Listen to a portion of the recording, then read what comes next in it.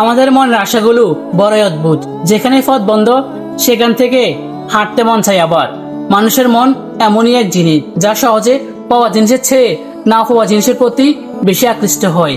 যে দরজা খোলা থাকে সেখানে অনেক সময় আমাদের আগ্রহ থাকে না, কিন্তু যে দরজা সামনে তালা ঝুলানো থাকে মন বারবার সেই দরজার দিকে ছুটে যায়।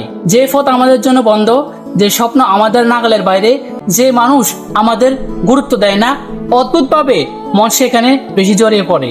এক গ্রামের এক ছেলের কথা চিন্তা করুন। গ্রামের পাশে একটি বিশাল পাহাড় ছিল। গ্রামের উপরে কি আছে কেউ জানতো না। গ্রামের মানুষ নিজেদের কাজে ব্যস্ত ছিল, কিন্তু সেই যুবকের মনে প্রতিদিন একটি প্রশ্ন জাগতো, পাহাড়ের ওপারে কি আছে? অনেকে তাকে বলতো ওদিকে যেও না, রাস্তা নেই। অনেকে চেষ্টা করছে, কেউ সফল হয়নি।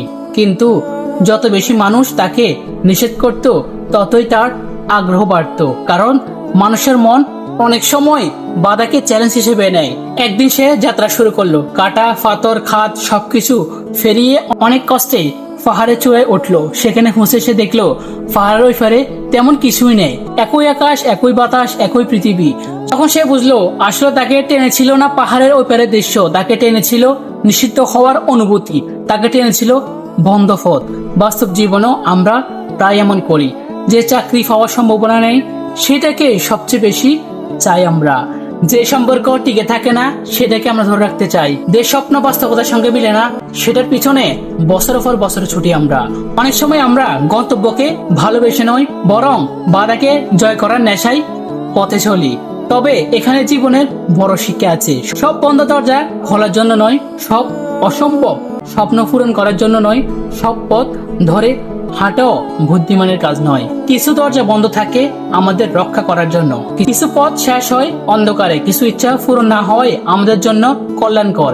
জ্ঞানী মানুষ সে নয় যে প্রতিদিন বন্ধ দরজা ভাঙতে পারে। জ্ঞানী মানুষ সে যে বুঝতে পারে কোন দরজার সামনে দাঁড়াতে হবে আর কোন দরজার সামনে থেকে ফিরে আসতে হবে। তাই জীবনে যখন কোনো পথ বন্ধ দেখবেন তখন শুধু প্রশ্ন করুন, আমি কি সত্যি এই পথ চাই, নাকি শুধু এটা বন্ধ বলে আমার মন এটাকে চাইছে? এই একটি প্রশ্ন অনেক ভুল সিদ্ধান্ত থেকে মানুষকে বাঁচাতে পারে। মনে সব চাওয়া পূরণ হওয়া সুখ নয়, কখনো কখনো কিছু চাওয়া অপূর্ণ থাকাই জীবনের সবচেয়ে বড় রহমত।